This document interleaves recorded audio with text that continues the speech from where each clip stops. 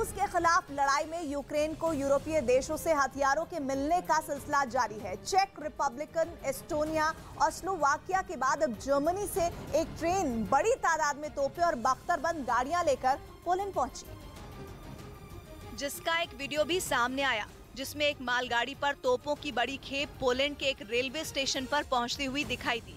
Germany से भेजी गई मदद में इन टैंकों के अलावा यूक्रेन के सैनिकों के लिए कई बख्तरबंद गाड़ियां भी दिखी। 1.5 महीने से जारी युद्ध के बीच जर्मनी ने हथियारों की बड़ी खेप यूक्रेन के लिए भेजी है, जो जेलेंस्की के लिए किसी संजीवनी से कम नहीं है। जेलेंस्की बार बार इन देशों से और ज्यादा हथियार मुहैया कराए जाने की मांग करते रहे, जिसके बारे में कहा जाता है कि दुश्मनों का काल है और दुनिया के शानदार टैंकों में एक है, जो 48 किलोमीटर दूर तक टारगेट पर वार कर सकता है। बताया गया है कि दुनिया में किसी भी तोप की मारक क्षमता होवित्जर जैसी नहीं है। और इतना ही नहीं, जंग के हालात में ये तोप दुश्मनों के हमले से भी बच सकती है और ये 1 मिनट में 5 राउंड फायर कर सकती है। इसके अलावा इस टैंक की रफ्तार 25 किलोमीटर प्रति घंटा है।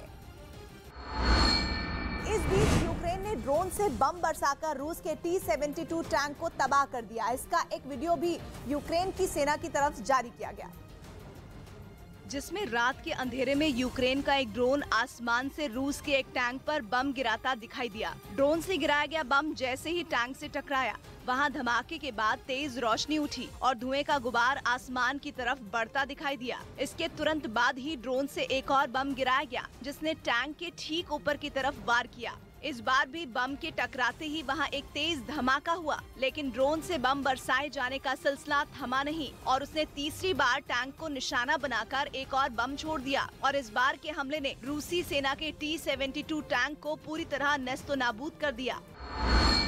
उधर यूक्रेन ने पुतिन की आसमानी साजिश को बेनकाब कर दिया और इस आसमानी साजिश का नाम है ओरलान 10 ड्रोन, जो यूक्रेन के खिलाफ जंग में रूसी सेना का एक खतरनाक हथियार माना जा रहा था। लेकिन जब यूक्रेन ने रूस के इस आसमानी जासूस को ढेर कर जमीन पर गिराया, तो इसकी जांच में जो हकीकत सामने आई, उससे यूक्रेन के सैनिक भी हैरान रह गए, क्योंकि जांच में पता चला कि अपनी जिस तकनीक की मदद से ये सैकड़ों फीट की ऊंचाई से यूक्रेन के हथियारों के गोदाम, उनके टैंक और सैनिकों के काफिले की साफ तस्वीरें कैद कर रहा था, वो असल में एक DSLR कैमरा था। इस जांच का एक वीडियो जारी कर यूक्रेन ने रूसी सेना की तकनीक का मजाक उड़ाने में कोई कसर नहीं छोड़ी। Відправили пару фотографій, вони сказали, бляха, це не може виглядати як щось сучасне, ви нас. तो वहीं रूसी राष्ट्रपति व्लादिमीर पुतिन के हुंकार के बाद जेलेंस्की ने रूस की सेना को हर मोर्चे पर करारा जवाब देने की सौगंध उठा ली। एक रोज पहले ही पुतिन ने यह भरोसा जताया था कि यूक्रेन में उनका सैन्य अभियान जल्द ही अपने अंजाम तक पहुंचेगा, जिसका मतलब ये निकाला गया कि रूस यूक्रेन से ना तो अपनी सेना वापस बुलाएगा और ना ही जेलेंस्की की सेना को संभलने का मौका देगा, क्योंकि पुतिन और चेचन कमांडर कादिरोव ने यूक्रेन में और खून खराबा मचाने और जेलेंस्की को घुटनों पर लाने के लिए खतरनाक प्लान तैयार कर लिया है। यही नहीं, उस खतरनाक प्लान को अंजाम तक पहुंचाने के लिए रूसी सेना और चेचन लड़ाके मिलकर पूर्वी यूक्रेन के शहरों पर काल बनकर टूट रहे हैं। हालांकि 48 दिनों से जारी जंग के बाद भी रूस के हाथ अभी तक कुछ खास नहीं लग सका है, जिसकी वजह से उनके सामने यूक्रेन पर हमला करने के अलावा कोई चारा नहीं बचा था। हालांकि पुतिन के इस बयान के बाद यूक्रेन के राष्ट्रपति वोलोदिमीर ज़ेलेंस्की भी अपने इरादे साफ कर चुके हैं और उन्होंने भी यह कसम खा ली थी कि यूक्रेन किसी भी सूरत में रूस के सामने सरेंडर नहीं करेगा और ना ही अपने देश के किसी भी हिस्से को रूस सेना को सौंपेगा, चाहे इसके लिए उन्हें कितनी भी कुर्बानियां क्यों ना चुकानी पड़े। अपने बयान में ज़ेलेंस्की ने पुतिन की हुंकार का भी मजाक उड़ाया। उन्होंने दावा किया कि जंग में रूसी सेना के 20,000 से ज्यादा सैनिकों की मौत हो चुकी है, लेकिन इसके बाद भी पुतिन पीछे हटने को तैयार नहीं है। मतलब ये कि आने वाले दिनों में जंग ऐसी ही चलती रहेगी, क्योंकि ना तो पुतिन अपने कदम पीछे खींचने को तैयार है और ना ही ज़ेलेंस्की घुटने टेकने के लिए राजी। और इस बीच यूक्रेन के राष्ट्रपति की पत्नी ओलेना ज़ेलेंस्का ने पुतिन की बड़ी गलती का पर्दाफाश करने का दावा किया। उन्होंने एक इंटरव्यू के दौरान रूस की तरफ से किए गए हमले का मुद्दा उठाया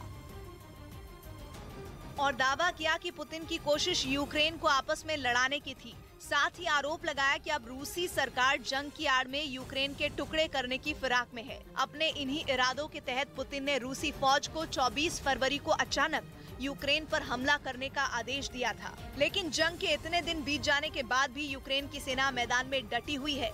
इस दौरान जमीन से लेकर हवा तक यूक्रेन की आर्मी पुतिन की सेना को कड़ी चुनौती देती दिखी। इतना ही नहीं, अब तो उसने अपने कई इलाकों को रूसी कब्जे से आजाद करवाने का भी दावा कर दिया। यही नहीं, ओलेना ज़ेलेंस्की ने यूक्रेन पर हुए रूसी हमले को पुतिन की बड़ी गलती बताना शुरू कर दिया और साफ किया कि यूक्रेन को झुकाना नामुमकिन है। साथ ही ये भी दावा किया कि इन हमलों ने यूक्रेन को एकजुट करने का काम किया, जिससे उनका देश अपने दुश्मन के सामने पूरी ताकत से उठ खड़ा हुआ। इतना ही नहीं, ज़ेलेंस्की की पत्नी ने रूस पर अपनी उस कसम को तोड़ने का भी आरोप लगाया जो उसने जंग के पहले दिन यानी 24 फरवरी को खाई थी। युद्ध की शुरुआत से पहले ही रूस ने साफ कर दिया था कि वो यूक्रेन में आम लोगों को निशाना नहीं बनाएगा। लेकिन मरियुपोल के एक थिएटर में हुए हमले के बाद ज़ेलेंस्की ने रूस की नीयत पर शक जाहिर किया, सवाल खड़ा किया। यूक्रेन की खुफिया एजेंसी ने रूस के राष्ट्रपति पुतिन के करीबी और यूक्रेन में विपक्ष के नेता विक्टर मेदवेदेचुक को पकड़ने का दावा किया। उन्हें रूस के हमले से पहले ही देशद्रोह के आरोप में नजरबंद किया गया था, लेकिन युद्ध शुरू होते ही वो गायब हो गए। और करीब 1.5 महीने बाद विक्टर मेदवेदेचुक को फिर पकड़ लिया गया। यूक्रेन के राष्ट्रपति ज़ेलेंस्की ने उनको हिरासत में लिए जाने के बाद की उनकी एक तस्वीर सोशल मीडिया पर शेयर की। इस तस्वीर में पुतिन के करीबी विक्टर मेदवेदेचुक हथकड़ियों में जकड़े दिखाई दिए। यही नहीं, वो यूक्रेन की सेना की वर्दी भी पहने नजर आए। राष्ट्रपति ज़ेलेंस्की ने जैसे ही उनकी तस्वीर सोशल मीडिया पर शेयर की, यूक्रेन की खुफिया एजेंसी ने भी विपक्षी party opposition platform for life के नेता विक्टर को हिरासत में लिए जाने की पुष्टि कर दी। हालांकि रूस ने इस तस्वीर पर सवाल उठाते हुए कह दिया कि विक्टर को हिरासत में ले जाने की खबर कितनी सही है, ये देखना होगा। लेकिन ज़ेलेंस्की ने इसे एक बड़ी कामयाबी बताया और दावा किया कि यूक्रेन के किसी भी देशद्रोही को छोड़ा नहीं जाएगा। साथ ही उन्होंने विक्टर मेदवेदेचुक को पकड़ने के लिए अपनी खुफिया एजेंसी को बधाई भी दी, जिन्होंने पुतिन के इस बेहद करीबी यूक्रेन के विपक्षी नेता को पकड़ने के लिए एक स्पेशल ऑपरेशन चलाया, जिन्हें रूस के हमले से पहले ही देशद्रोह के आरोप में नजरबंद कर दिया गया था। लेकिन युद्ध शुरू होते ही विक्टर मेदवेदेचुक किसी तरह नजरबंदी से निकल भागे। यूक्रेन के बड़े कारोबारी विक्टर मेदवेदेचुक को वहां के सबसे धनी लोगों में एक माना जाता है। साथ ही उन्हें उन लोगों में गिना जाता है जिन्हें पुतिन अपना खास दोस्त मानते हैं। कहा तो यहां तक जाता है कि पुतिन उनकी सबसे छोटी बेटी के गॉडफादर भी हैं। लेकिन पुतिन के इसी दोस्त को भ्रष्टाचार और यूक्रेन की सेना के अहम दस्तावेज रूस को देने के आरोप में पहले नजरबंद किया गया था और अब हिरासत में ले लिया गया। वहीं यूक्रेन के राष्ट्रपति वोलोदिमीर ज़ेलेंस्की ने यूरोप के देश एस्टोनिया की संसद को संबोधित करते हुए युद्ध रोकने के लिए रूस पर और ज्यादा कड़े प्रतिबंध लगाने की अपील की, क्योंकि पिछले 48 घंटों से यूक्रेन के अलग अलग हिस्सों में भीषण युद्ध चल रहा है। और रूसी सेना के ताबड़तोड़ हमले में यूक्रेन के कई शहर खंडहर बन चुके हैं। हालांकि यूक्रेन की सेना भी हर मोर्चे पर पुतिन की फौज को मुंहतोड़ जवाब दे रही है।